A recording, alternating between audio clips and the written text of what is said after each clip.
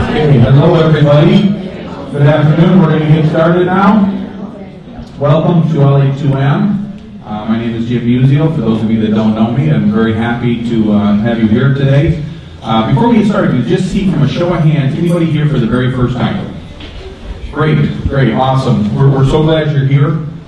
We hope you come back. Hopefully, maybe you saw us through social media, or that you saw maybe one of your colleagues or friends invited you today.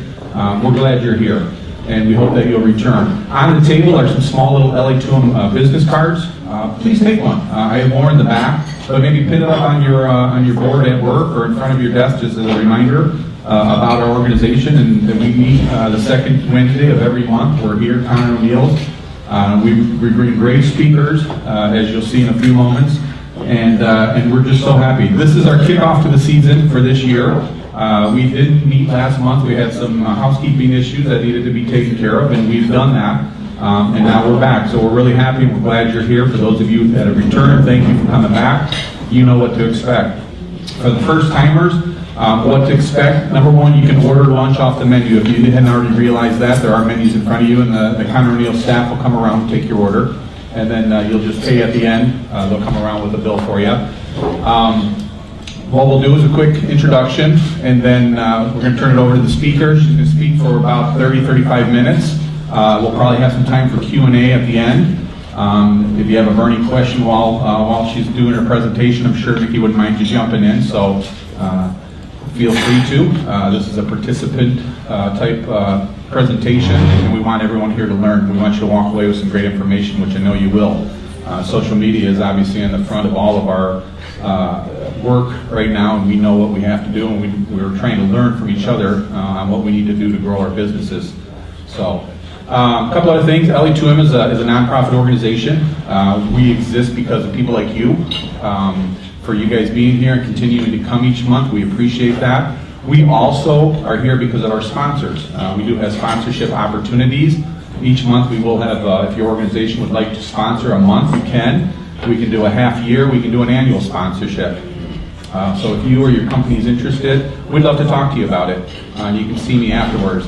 This month we are sponsored by the Digital Marketing Workshop from the Center for Digital Engagement at Eastern Michigan University. And I know we have a couple people here from there that are going to speak, and I'm just going to let Gloria tell you a little bit about the workshop. Come up here, or I'd rather you come up here.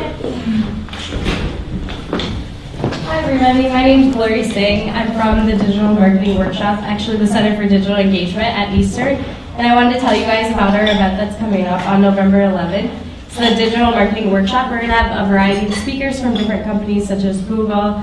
There's also iProspect and a wide variety. There's flyers, I think, in front of everybody as well. And then outside, we also have codes for a discounted ticket. You get them by October 31st. So I would take advantage of that. It's a really great opportunity for networking, to meet new people that are in both marketing and in other also fields, because it's digital marketing. So yeah, I would definitely check it out if you guys have any questions. Also make sure that you check out our website to see the different speakers coming in and quick bios and our agenda.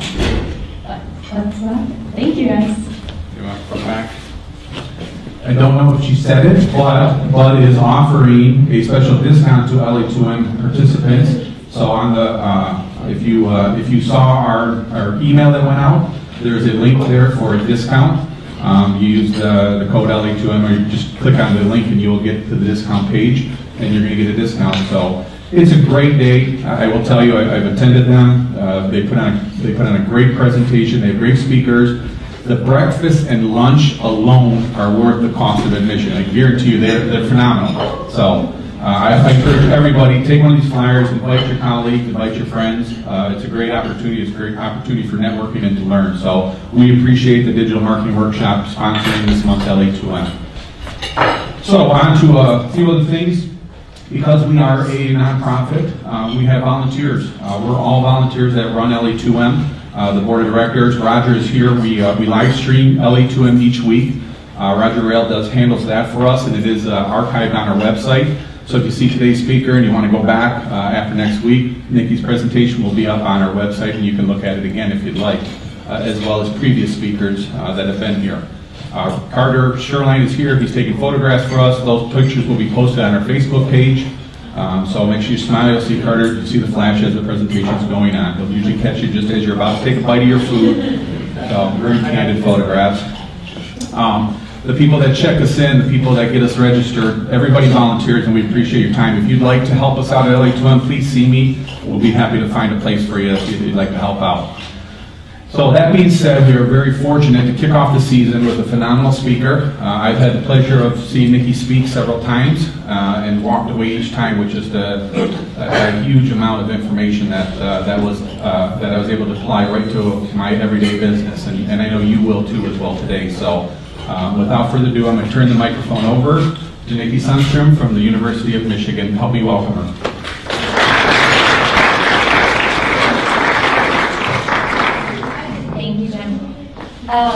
Sadly, I'm a wanderer, but yet I'm tied to this laptop today because there's no clicker.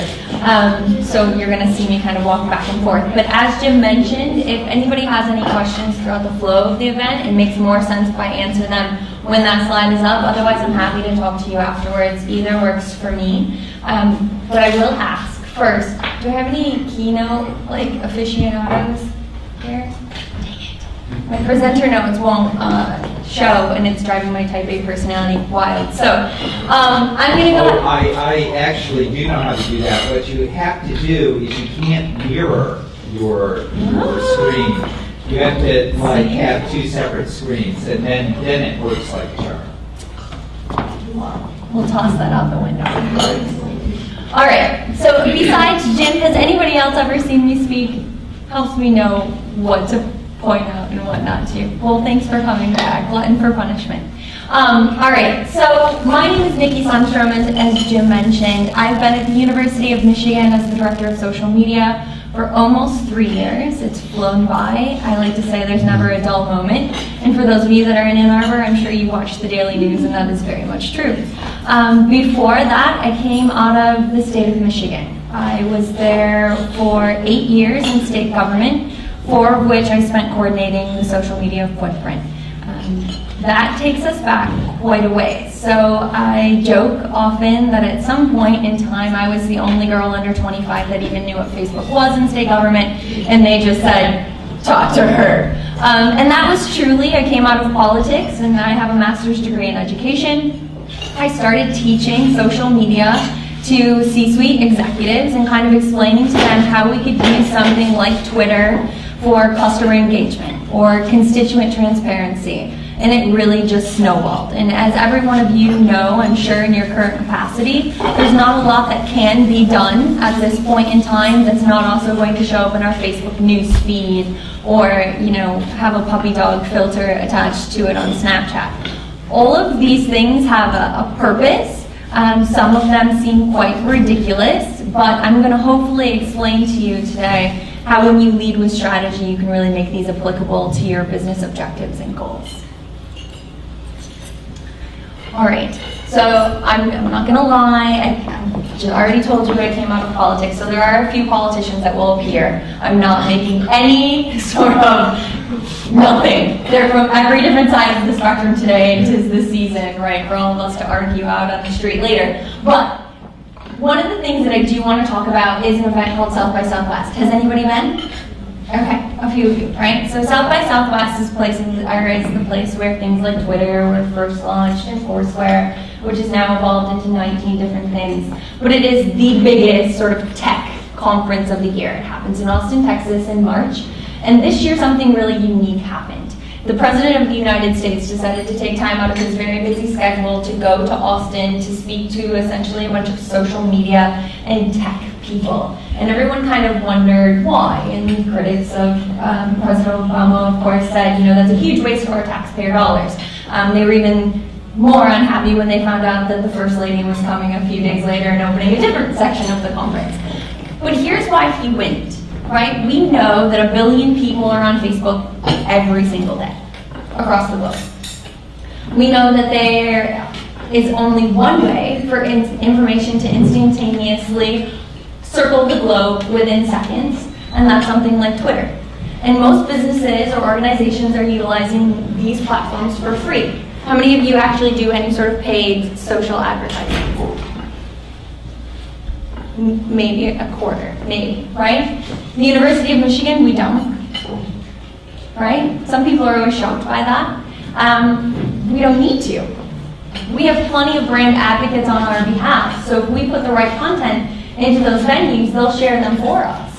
And even though it is a low-cost investment, unless you want a fancy Snapchat filter, President Obama went and spoke to all of these people because he wants to leverage everyone that's in those venues and the conversations that they're having to solve problems, right? To increase citizenship, to rock the vote, or whatever else it may be.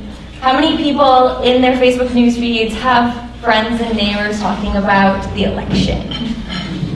Everyone! How many of you hate what people are saying? Everyone. My dad actually called me the other day and asked if I could mute things based on words. I'm like, listen, it'll be over soon enough and then they'll be complaining about something else. But what can happen when you use platforms like social media for social change is that we have this amazing ability to collect information and to spread information that doesn't happen in the same way as if you put it in a billboard along 94 or you send a pamphlet out in the mail. And the costs associated with those types of dissemination are far more significant than if you tweet them, right? So I find it really fascinating, and I think we'll see more out of this. But one of the things that I like to say is that we're using the world's most valuable resource for memes and to create digital lynch mobs. So when I started this in 2009, a lot of people would come to me and say, Nikki, why on earth do we need Twitter? It's just where people talk about what they're having for breakfast. And in 2009, some of that was sort of true. But it was about making and seeing the future and what we could potentially do with it. Could we actually put up call and wait times for the unemployment insurance agency in Michigan? Yes. Could we actually get out there and start live tweeting traffic updates in 12 different regions to the Michigan Department of Transportation? Yes. And when we started to do those things, we became the third largest digital presence in state government. And we were changing all kinds of things and really making a huge difference. When I came to the University of Michigan, there was a plethora of accounts to the point where not everybody even knew who ran what, or if anybody had even ran it in many, many years. And I've streamlined that over the course of the 3 years to 1,064 accounts. I know. You're like, what? No. That's a huge accomplishment, so I'm really very happy with that. And we're going to see over the course of the next year if maybe we can get that down even a little bit more. But the fact that I can now call someone if something happens on an account, and somebody will call me if something happens on their account, is absolutely fantastic. And those are all strategic measures that you should have within your organization, whether you're running one page or many pages, right? What does our brand voice look like? What are we going to talk about? What's our purpose? Why are we on these different networks? Great social is about seizing the available opportunity to elevate the perception of your brand, right? So how can I translate what it is that we even do? Educate consumers and create change. Every single one of you likely has a business plan or a reason why you started or work for an organization. How do you translate that to all of the different people that are following you on social media networks? I like to laugh that when we first launched the MyGov Facebook page, the first 25 people to like it were all related to me. And it's true, because that's what I did. I said, Mom, I need you to like this page as part of my job now, you gotta do it. But from there, we started to say, okay, how can we put this on marketing materials? How can we make sure that when we're disseminating information, it's on our business cards? Is it at the bottom of our email signatures? All traditional marketing values and strategies apply to social media. It is not new. I give a wonderful little history tutorial about the 95 Thesis and how essentially that equates to a tweet. Bear with me, I was a history minor. So, in the 15th century, Martin Luther, right, did this crazy thing by nailing this pamphlet, essentially, to the wall, right? And the BBC actually did the research on it and said that his intention was not to split the church, But it happened because the Gutenberg printing press had just been created. And previously it had only been used to print Bibles, which took forever. But this pamphlet, wow, that could go viral. And so it spread throughout Europe within the course of 2 months, which was pretty darn fast then. Right now we can put anything into 140 characters and circle that globe and move things quickly. And so as things become more truncated, as time spans and attention spans become smaller, how many of you have seen Eric Wallman's stat that the average attention span is actually shorter than a goldfish? Anybody seen that? It's pretty sad. I have 5 children, 1 on the way, and I can tell you it's very true. Even with me, right? I look at a video, and if it's longer than 60 seconds, I am zoned out. I'm like, you didn't get me yet. I'm not sticking around. I'm out of here. If you're creating video content for your organization, a minute, ooh, that's an eternity, right? We're looking at 15 seconds, chunks of stuff, 45 max. You know, the fact that Instagram changed their platform and elongated what was available, I think, in my personal opinion, is more about money than it is about their consumers. But we can discuss and debate that later. All right, so this is terribly hard to read. I understand what you were saying now about the dark backgrounds. My apologies. So the biggest problems in social media right now: building brand awareness. Who are we? What do we do? Why are we here? Creating unified strategy.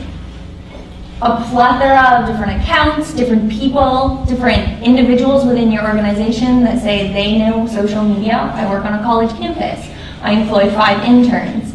Digital natives do not equate to qualified digital professionals. Simply doesn't happen.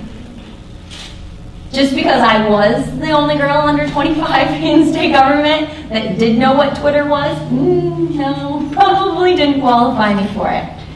The most qualified people I meet in social media do, however, ironically, typically come out of politics. And I always say that has something to do with the fact that we've been taught to sell people BS in a truncated form, right? To hook people onto candidates or elections or campaigns or initiatives. But that's essentially what you're doing. There's a skill to what goes into that itty-bitty piece of content or that GIF that you're creating or that little blurb that you get onto Facebook. And so when you're sitting behind a table creating that content, you can't think about yourself. You have to think about your consumer. What is it that they want to bring in? The average individual consumes 8 hours of content every single day. That's not only social media. That includes the radio you listen to on the way in, that's the billboard that you drive by, the newspaper that you read, or the television commercial that you watch. Are we adding to that noise, or are we breaking through? And so when you are looking at the content that you're creating on behalf of your organization, you have to evaluate the frequency. You have to evaluate the purpose. And then what's the delivery vehicle look like? Some things are better as tweets. Some things should be a Snapchat story. Who am I trying to reach, and how can I get it into their hands so that they will actually take a look at it? And that's your content marketing. Communicating the impact and potential of social is always a question that I get. What's the return on investment? What are you actually doing with those likes and those ridiculous metrics that they give you about influencers and reach? To me, at the end of the day, engagement is my ultimate metric. And I've seen this frequently, people maintain Facebook pages and put out content every day that don't get a single like. Actually, I'll tell you a short story. So I had an individual that I approached not too long after I got to the University of Michigan who was maintaining a Facebook page on behalf of his organization. He'd post every single day. And then he'd go in, he'd log in under his personal account, and he'd go to the page and he'd like it. And then he'd log back out. And there was no other engagement. You wanna know how long it took me to get that page down? To justify the strategy behind why it wasn't doing what it was meant to be? 6 months. There is something, an affinity that people have for social media because they're cultivating and curating friends that is unlike anything else I've ever seen. Can you imagine if there was a business process that absolutely no one was paying attention to, and it took you that long to get it taken down? But it's free, and I know what I'm doing, and I'm talking to people. But we know that Facebook only shows your content to a very limited amount of your audience based on your total size.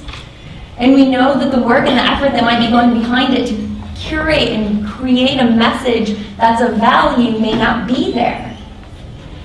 So at the end of the day, director of social media hat on, social media may not be for you, and that's okay, right? I'm not going to, and I have a slide here if we ever get to it, I tend to talk too much. Don't all come up to me and be like, Nikki, Snapchat, I heard it's this really cool thing. Should I be on there? Probably not. Do you know how it works, or do you have a 13 to 25 core target demographic? And are you willing to create a bunch of on-demand geo-filters?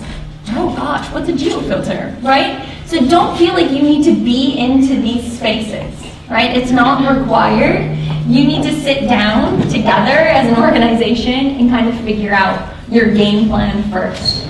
Your overarching goals and objectives of every organization should have social media as a part. It can't come last,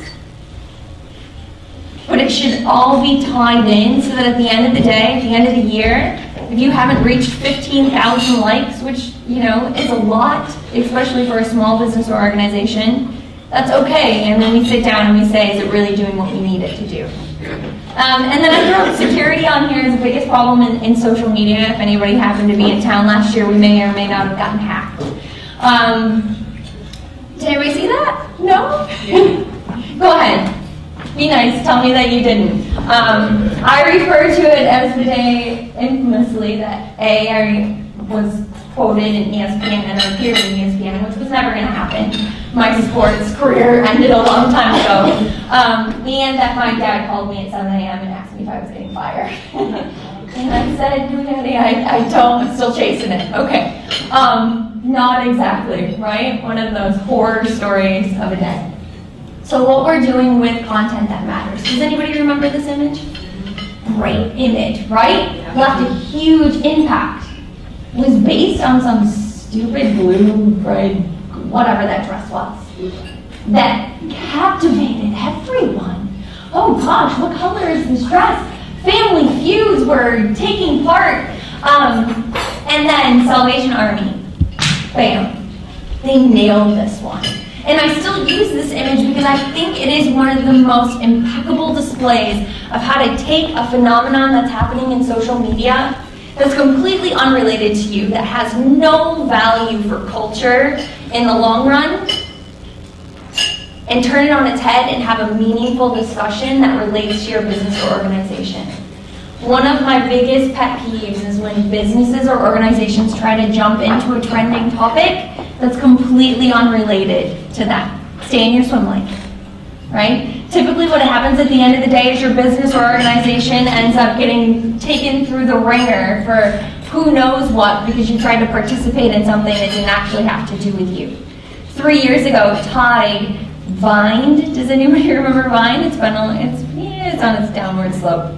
But it was 6-second video, right? It was an app that Twitter had, and Tide, the detergent, vined every down of the Super Bowl. I didn't go buy soap. And I don't know that they ever sat down as a team and said that, right? It was more about being a part of something cool and trendy. And that's not strategy. What's strategy is looking at sexual assault awareness and the impact that it's having on college campuses across the nation, captivating news headlines and dialogues and lighting controversy, and leveraging something like Instagram to release a campaign that talks about the resources that we actually have available to provide support to our students, to tell them that we are here and that we believe them. And releasing those images and those messages over the course of 7 days. On a platform that I know will reach people 15 to 35, both here in Ann Arbor and across the world. That to me is strategy. And that's what we can use social media for. And that means way more at the end of the day than the cat meme or the Beyonce gif or whatever else that we've put out. We have a very robust Snapchat account at the University of Michigan. We were the second university in the world to even launch an account. We did so with strategy nearly 3 years ago. It was one of the first things I wanted to do when I got here because I knew I'd never get Snapchat in state government. It's never going to work. But it works here because my core demographic that's on location are the biggest Snapchat consumers, right? So what do we put in there? Do we all just sit around and put puppy dog faces on and like snap things out? Absolutely not. But 2 weeks ago, we partnered with the Ginsburg Center and we did a great story about why it's important to register to vote. There's a huge issue when college students come to campus and leave their primary residences that they don't re-register. And so then we had that big game, not the Rutgers game. Who's going to Ruth Chris? But the weekend before that, we had a home game, and it was very funny. I have those 5 student interns, and one of them texted me on a Saturday and said, Nikki, oh my gosh, people keep stopping me and going, are you that girl from Snapchat?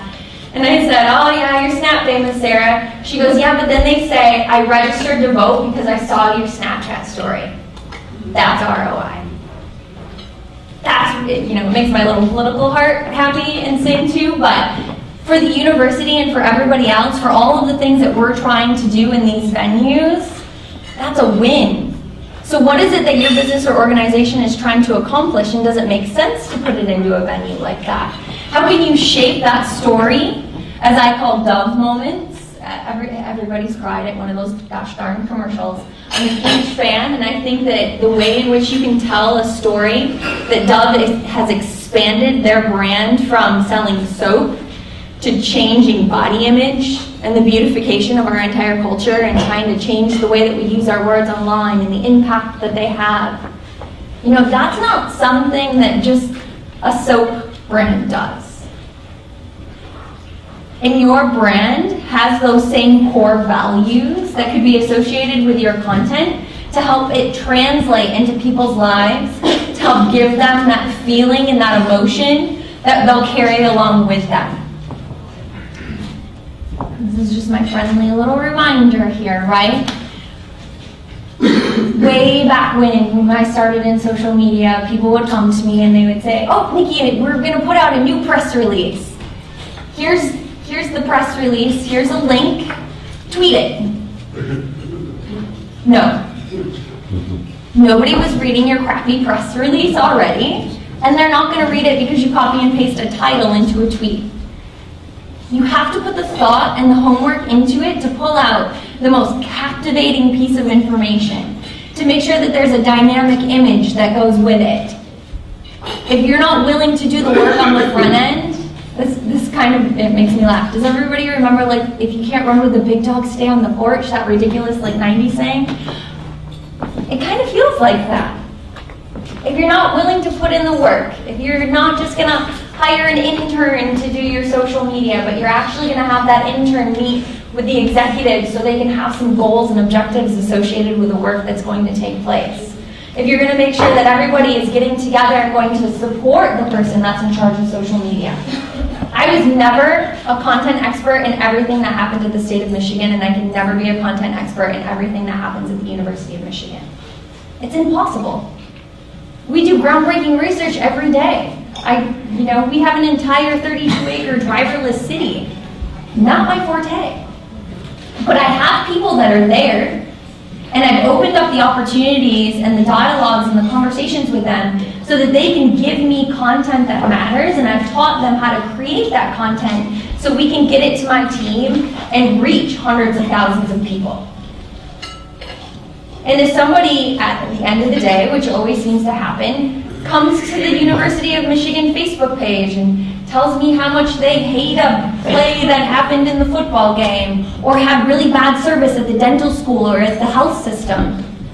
Again, not my forte, but I know that I can call Rich, I can call Brian, I can call anybody at the drop of the hat because I've built a social leadership team of 50 individuals across campus that I have on speed dial to say, okay, what is the answer to this question? Can we get this person in? Especially if it's in times of crisis, right? We get people on social media all of the time that report safety and health issues. That's a really big deal. I talk every single day with the Department of Safety and Security and the Department of Public Affairs. We have constituents here and abroad that we need to provide services to, and that, again, is not just me playing on Facebook, which is how my husband used to describe my job. So, I don't know what she does. She plays on Facebook every day and gets paid for it. Luckily, we've brought him a long way since then. So, areas of opportunity, since you can't read this one either. Collaboration, strengthening of your messages, training and development, right? There's a huge opportunity right now in university cultures. One of our biggest focuses that we're working on is public engagement. How can we tell and teach faculty to build their networks, to be ambassadors of their research on platforms like Instagram? How can we take a cancer doctor at the health system and get her to showcase the work that she's done over the course of a week? 2 weeks ago, we held our very first Facebook Live. We had a very unique circumstance in which we had a pediatric cancer doctor, and 10 more minutes? Oh gosh, we're never gonna get there. So we had a pediatric cancer doctor, and then we had a former patient who survived cancer and is now a nursing student at U of M. Huh, bingo, right? I heard some of you. Oh. That right there needs to go on social media. That's great content that matters. One, because it talks about prospective students and enrollment, survivor story, and a doctor that can talk about the future of cancer research and what's happening right here at one of the most world-renowned cancer research institutes anywhere. That's great social media content. And that's what we're looking for. And it's unique and different to every business. I'm not telling you to go find a bunch of people exactly like that. But what do you have at your fingertips? Who do you have that may not work within your organization, but you might work with on a daily basis? Maybe it's a partner, customer, consumer that you can collaborate with. Maybe somebody has a much larger audience, I don't know if that's me, than you do. Make sure that you're tagging those people. Make sure that you're working in advance. Before the governor ever used to travel, we would make sure that we sat down and looked at every single venue he was visiting and if they had a social media profile. So when he went to China, we could tag all of those different areas. When he went to, Fiat and Chrysler in Europe, we were tagging those individuals. When Mary Barrett came here and spoke at our commencement address, we made sure that her social media team had the heads up so they knew how to mention UMich. Because believe it or not everybody does, right? But for your organization, the same thing applies. If you're going to host an event, make sure that hashtag is on every single piece of your marketing materials. So that when everybody gets into the room, they're driving the conversation for you. We get a lot of rankings. Shocker, right? The University of Michigan or Ann Arbor is #1 at many different things. We don't typically promote those. We only have 4 or 5 that we actually promote. Because everyone that speaks about us tells a stronger story. I don't think anybody has ever really liked the person that only talks about themselves, right? Nobody likes that person. But if your best friend tells you where to get your hair cut, because she had a great haircut, you're like, oh yeah. And millennials will take a peer recommendation 90% of the time over a business-to-business recommendation. So you have to find those advocates on behalf of your brand. You have to reach out to those people that are influencers. And I'm not going to, I think it's a buzzword right now that anybody should be paying anyone to be an influencer on behalf of their brand. I think most of it can be done organically. This is another sidebar that we can have. But take a look at who else is out there and what you can do. See, I promised you other politicians here. So poor Bernie, he's gone to the wayside. But when he was here in Ann Arbor, he created a custom video filter because he knew where he was at, or at least his team did. And all of the college students saw him on Snapchat. When we have a game day story, we do our very best to make sure that our core content gets into that game day story that Snapchat is creating. We do great things like, these are actually 3 different custom geo filters that were at commencement this year. So, the interactive one, that anybody can do this now, right, for a very small investment, unless you want to buy around the stadium or the Chrysler Center, which I don't advise, it's very expensive. And then people could just interact with these. We saw 108,000 people use these in 4 hours. Great branding. And you can buy these from your seat right here, anywhere. So if you've got people that you want to see you in San Francisco, put something out there. Right? We saw, actually, Hillary Clinton has been trolling on Snapchat with filters the Donald Trump campaign. Brilliant. It's brilliant. Because she knows that the people are going there. They're going to scroll through, and then they're actually going to see a geofilter for her that they'll use, not for him. Creativity wins every time. This is actually a Snapchat account out of India, which has one of the highest domestic abuse rates in the world. And they've created this Snapchat account strictly for counseling. They have certified domestic abuse counselors that people can snap because it's ephemeral and so that content goes away and maybe they can't call or anything else. They saw 8,000 registered users in the first 48 hours. Not so much for sexting anymore, is it? You can take these platforms and curtail them to what you need to do. It's not a mold that you have to fit.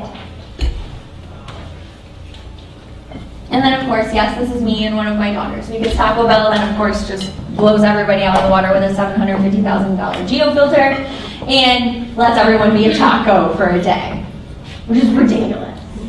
I don't have that kind of money. I don't know if anybody else does, but we've yet to do this lens type application at the University of Michigan. We have many geofilters. I believe we have 27 across campus, including a squirrel and a scarf, if you want to go find him. He's over by the diag. But the stats that they were able to pull on this are quite miraculous, right? So they said the campaign generated 12.5 years worth of brand interaction in 24 hours. I don't think Taco Bell's hurting, quite frankly, anyways. They kind of have a little captive market. But if you can do that for $40, which is what it will cost you for an hour on the diag, why not, right? Why not? Well, like we said, Snapchat's not for everyone. Dog filters aside, we can talk about it. But leverage the correct platforms for you and do so well. Am I at 5 yet? You're okay. All right, I'm ready. So content that thrives, regardless of platform, isn't just different to be different. Don't just throw something out there. We see other universities get into little GIF wars with each other. There was kind of an infamous one with MSU and Taylor Swift. We don't do that. When the University of Michigan creates GIFs, we create custom GIFs that do things like show different heart valves or the first man that has a backpack heart. We make them unique to us. Not everybody has those resources. There's things online like Canva where you can create your own, images that have text overlays. Look for those freebie tools. Hire interns.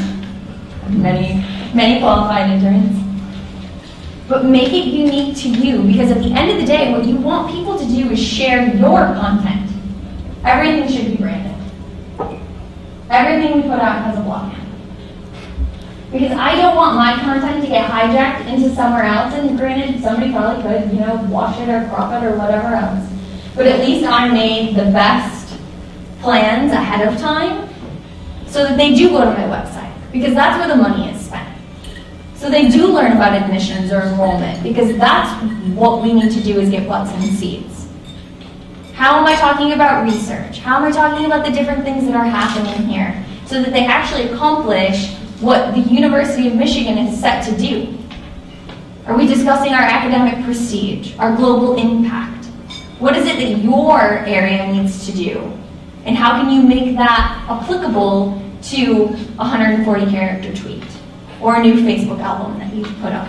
Are you taking the time to make sure that when you retweet something that you're putting in unique content at the top that makes it your audience specific? Because if I wanted to see a retweet from whatever you've just retweeted, I'd follow them, not you. I want to know what you think. And how are you playing a part in that conversation? How are you making it make a difference to the people that you've asked to follow you, right? There is this exchange rate in social that I find fascinating. We have faculty members who will come to us and say, what do I gotta do to get a retweet from the UMich account? Identify those opportunities for you. Figure out what your expertise and brand influence is, and be a part of those conversations so that you can drive business back through your door. There's a couple of different series up here that we can discuss briefly, and I'll show you the website at the end too, where you can get case studies on a lot of the work that we produce. But we had a Made at Michigan series that went out over the course of the last 52 weeks. There was a lot of dollars that were associated with the campaign and print materials, and it was all about this entrepreneurship vibe that everyone is promoting.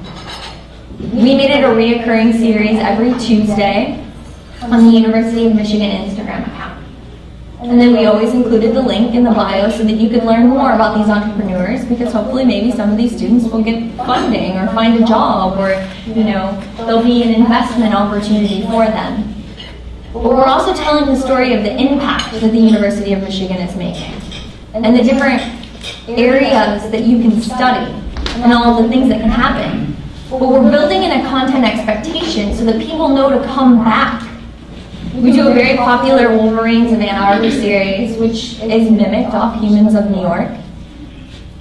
But it allows us to open up dialogues and conversations that we couldn't on our own. Diversity is a very, very hot topic right now. It has been for the last year on college campuses.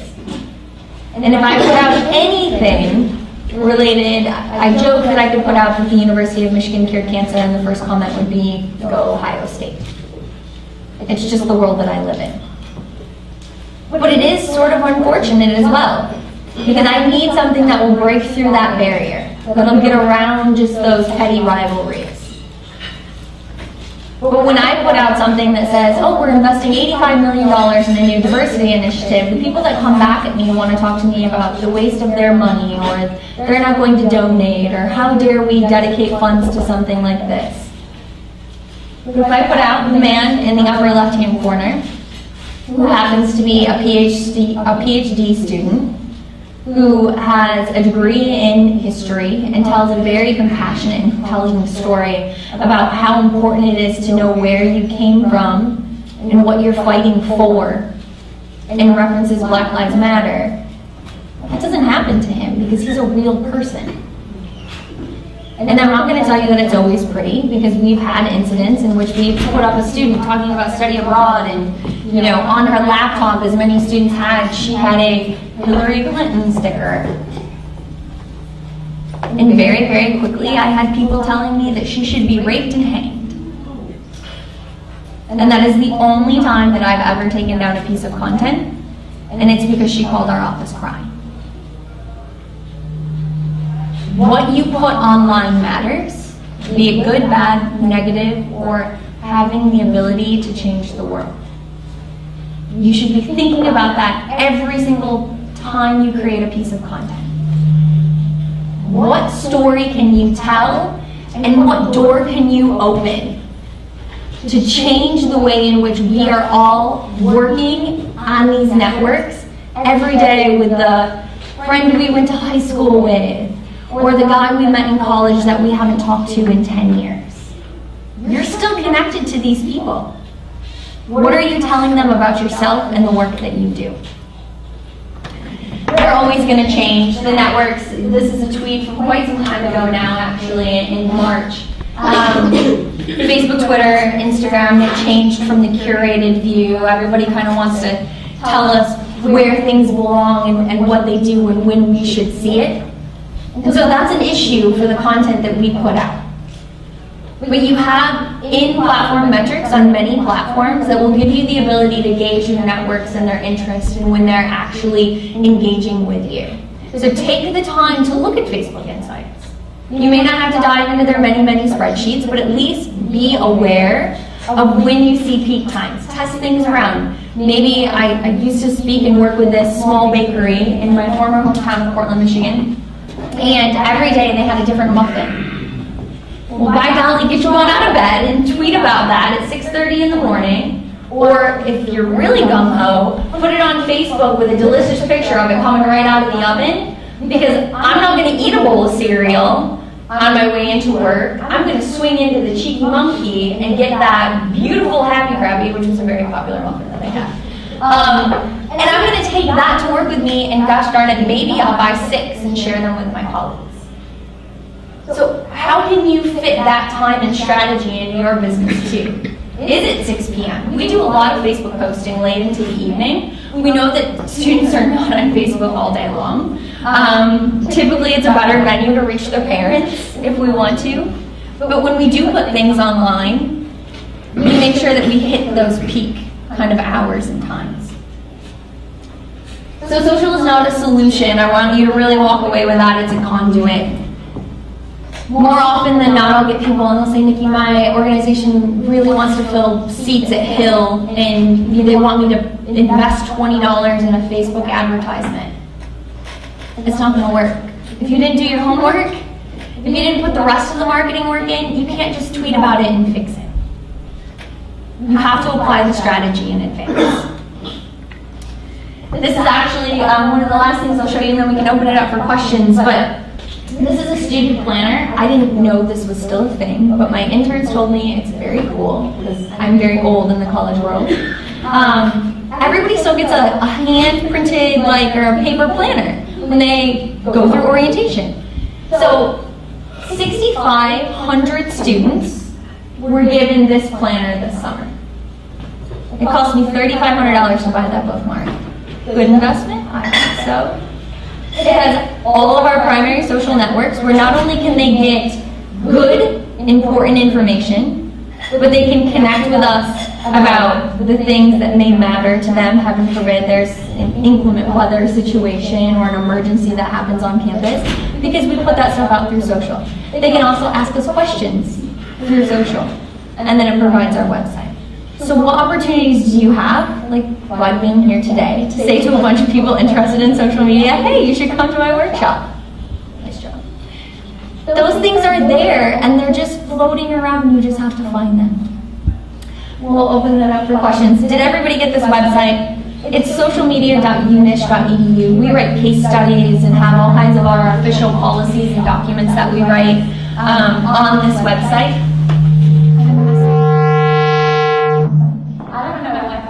It's you.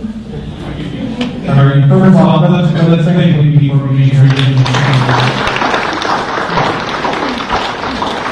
We actually went a little bit over because I didn't want to interrupt Nikki because she had such great information to share, so I really don't have time for questions, but I know Nikki's going to stay for a few minutes, so if you have a burning question, she'd be happy to come up here and have you come up and talk to her.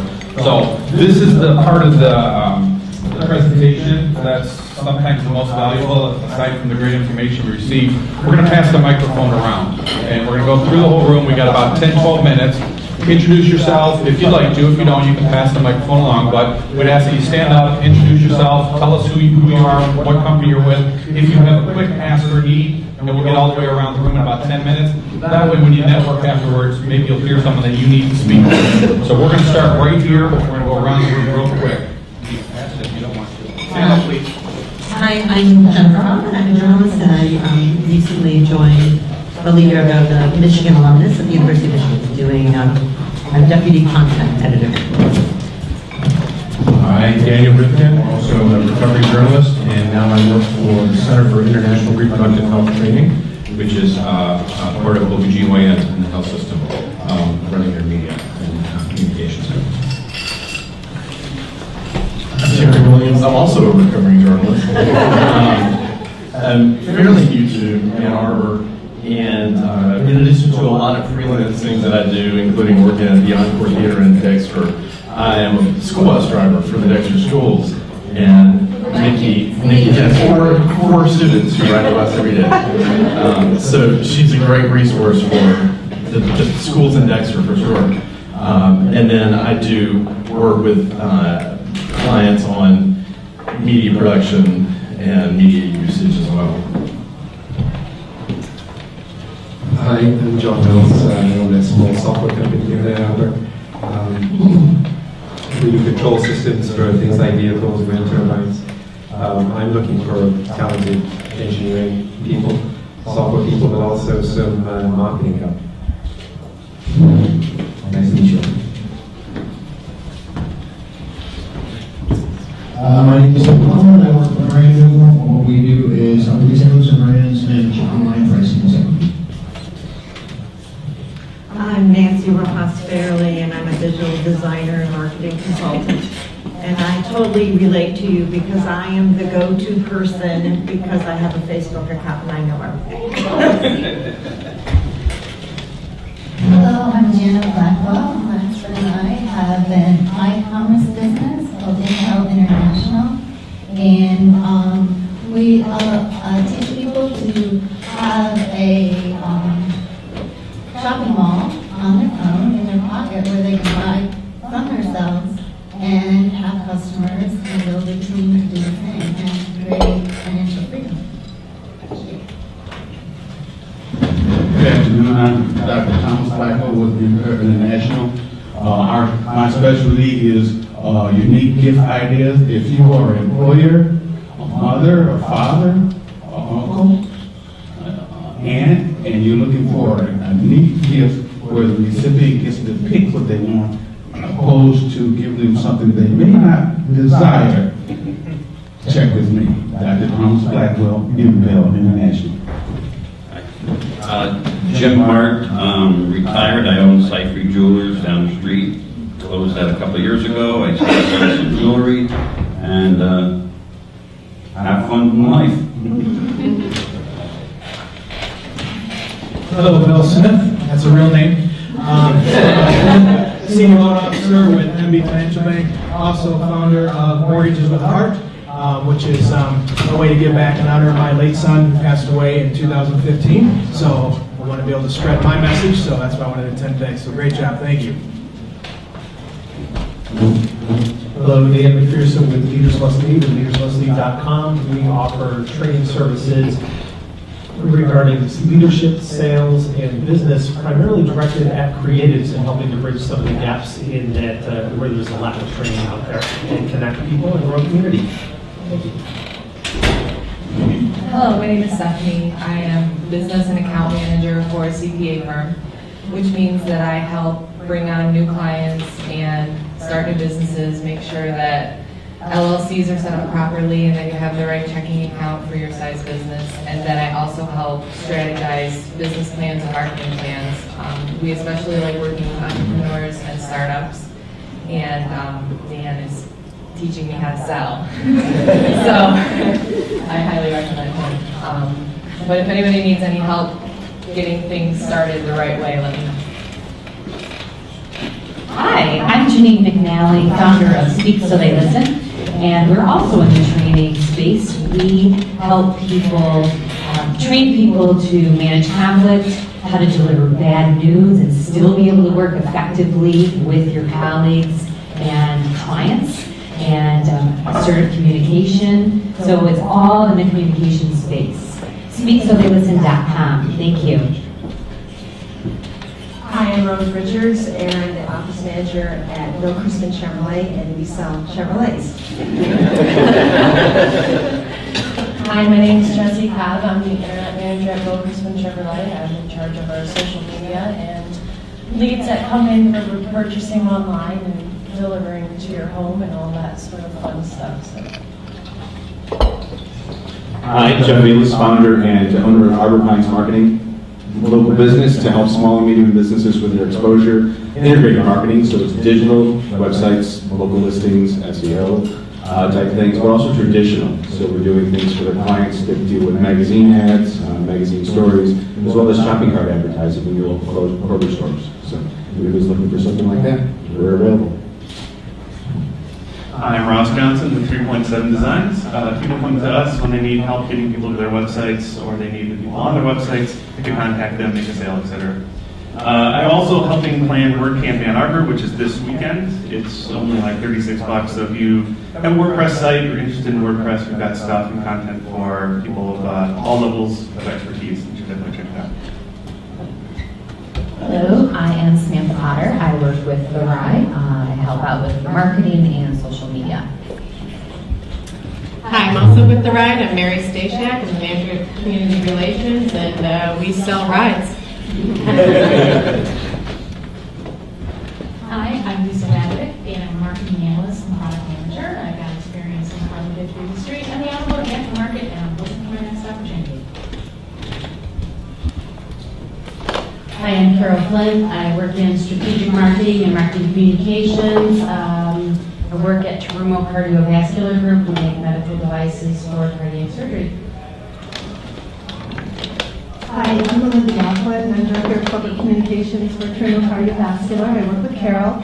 And in medical device, we make medical devices for cardiovascular surgery. In medical device, we follow a lot of FDA regulations.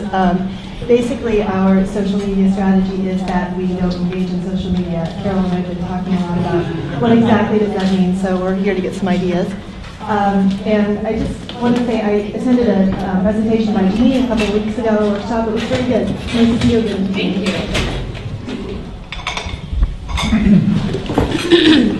Hi, I'm Bud Gibson. In addition to being Glory's professor, I'm also director of the Center for Digital Engagement, putting on the digital marketing workshop. A little bit over half the seats sold, just over a month to go, so get them while they're hot. The other thing is our keynote is going to be fantastic, particularly for this audience. We're going to have Douglas Smott, the CEO of Repair Clinic, a little company out in Canton, does about $4 million in-state out of their storefront there, does another $76 million over the internet, and it's all done with YouTube how-to videos. And Douglas is going to tell us the story of that. It's going to kick off the day on Friday. Lots of great content for people looking to dig in and figure out how to do it. Hi again, everybody. I'm Glory Singh. So I'm a student at Eastern, and I'm studying marketing, and I'm also working in the Center for Digital Engagement. So everybody should definitely check that out. So I'll see you guys all there. I'm Roger Rayle. I'm a venture catalyst. I help with a lot of networking groups. And I started one about 3.5 years ago. Ann Arbor Video Interest Group, so it's for anybody involved in video in any way, and that's second Wednesday of every night, every month, except when it's not. So that'll be tonight at Carlisle's on Jackson Road. a2vig.org is the website and where to register. And Roger has a nice three-point shot, by the way, too. I'm Carter Sherlin from Arbor Studios. I'm a commercial editorial and portrait photographer, videographer, drone pilot. I shoot just about everything except for weddings, products, portraits, any whatever kind of content you might need for social media, for your website, whatever. If you're around, you've probably seen me, big lights in front of my face for the golf tournaments. You might see me. As a matter of fact, this week's in available shooting dog portraits, treetops, golf resort, and compressor. And hi, I'm Jim Musial. In addition to my duties here with LA2M, I'm also a digital consultant. I help companies tell their stories from a digital standpoint. So if you need help with your organization's website or mobility, I'd be happy to talk to you about it. Please join me in thanking Nikki again one more time. This is fantastic information, and we're very fortunate that you took the time to be with us today, so thank you so very much. So, obviously you've got her website and hashtag and all that. Reach out to Nikki. She'll be around for a few minutes. We're looking forward to seeing everybody next month. We have Jim Berline from Berline Marketing will be here talking about branding. It'll be another great talk, so we hope you come back. Please invite a colleague. Thank you again for everyone being here, and enjoy the rest of your day. Please stick around and network. Thanks.